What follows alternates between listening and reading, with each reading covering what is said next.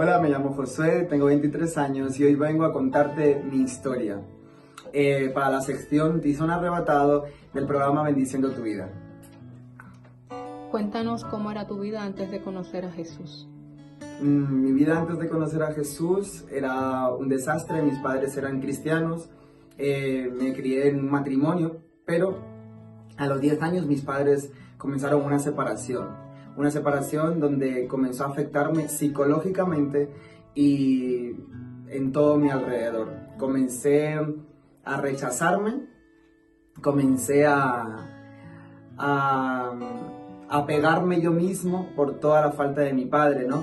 Aunque siempre estuvo mi padre, siempre estuvo en mi mismo pueblo donde vivimos, pero nunca tuve acercamiento con él porque comencé a odiarlo, ¿no? Comencé a obtener odio hacia él porque él tomaba actitudes que me dejaba indiferente, ¿no? Y sentía totalmente que me había abandonado. Entonces comencé a rechazar a mi padre de una manera que no lo quería ver, que te odio, le decía. Entonces comencé a echarlo de lado. Entonces él optó por distanciarse de mí. Entonces yo sentí dentro de mí que me había abandonado. Entonces a lo largo de todo ese proceso, a los 11 años, me descubrieron que tenía una enfermedad que era ser hiperactivo. Y era muy hiperactivo, no paraba. Entonces tuvieron que llevarme al psiquiatra y tuvieron que medicarme. Entonces me tomaba 92 pastillas para poder estar quieto en una silla, para poder atender en clase. Entonces, a lo largo de ese tiempo, ¿no? A los 13 años me dijeron que tenía otra enfermedad, que me habían descubierto que de un oído no escuchaba y que del otro pues estaba ya perdiendo la audición también. Entonces, todo se acumuló, ¿no? Todo se acumuló y nada, a los 14 me descubrieron que también tenía asma. Ya venía con ello de pequeño, pero era más fuerte. Me dijeron que tenía asma crónica. Entonces, todo eso fue una acumulación de decir, no creo en Dios. Soy ateo, no existe Dios. Y si Dios existiera de verdad, no pasaría todo esto. Cuéntanos cómo fue ese encuentro con Jesús. Mi encuentro con Jesús fue a los 16 años. Llevaba aparato, tenía un 80 y un 60% en cada oído, ¿no? Comencé a ir a un colegio, pues, que ya no... ¿Cómo se dice? Que ya lo hacía con signos, que ya con las hojas, pues, sentía con las manos y todo para poder dialogar con las demás personas. Seguía odiando a mi padre, lo odiaba completamente, porque sentía eso, abandono. Mi madre la odiaba también, tenía muchísimo rechazo, falta de autoestima, me odiaba a mí mismo, me pegaba con 16 años, me pegaba, me aruñaba, tengo cicatrices donde me cortaba las venas, quería morirme porque mi vida era un desastre. Entonces a los 16 años una persona me habló de Jesús y me invitó a una iglesia. A una iglesia yo no quería ir porque yo sabía que no existía Dios, porque mi vida era un desastre, era un infierno, por decirlo así.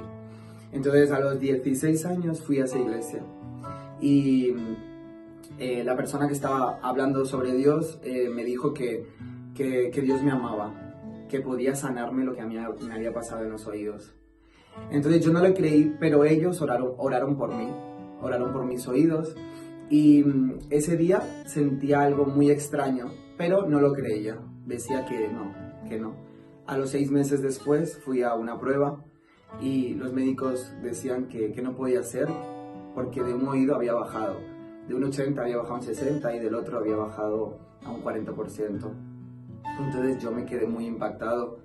Entonces, bueno, mi tía me invitó a su iglesia, que es Nueva Vida Colmenar Viejo, y en ese momento yo, la persona que estaba hablando de Dios, oró por mis oídos otra vez y recibí algo muy extraño, no me lo creía, pero tampoco creía en Dios y tampoco creía en que Dios iba a hacer algo. Entonces fui otra vez al médico y el médico me dijo que en un oído ya estaba sano, pero que en el otro faltaba, que no sabían por qué, y yo lo único que le dije fue, Dios ha sido, pero todo lo demás nos había quitado. Entonces, comencé a creer en ese momento. Comencé a decir, si tú realmente me has sanado de un oído o hay algo, tienes que hacer más cosas.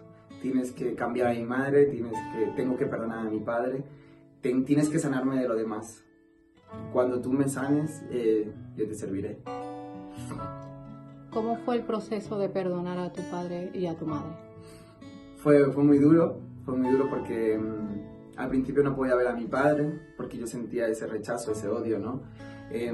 Siempre tuve una diferencia muy fuerte, no me crié con un hombre en casa, entonces me crié con mujeres, entonces se me notaba muchísimo que tenía cosas de mujeres, ¿no? Que tenía cosas de ella, entonces mi padre no tuvo nada que ver, pero yo me sentía así, me sentía rechazado, no me relacionaba con chicos, me relacionaba con chicas, porque ellas me entendían, hasta que un día tuve que decidir perdonar a mis padres porque algo por dentro me estaba comiendo, algo por dentro me estaba diciendo, no vas a poder seguir en la vida si no perdonas a tus padres.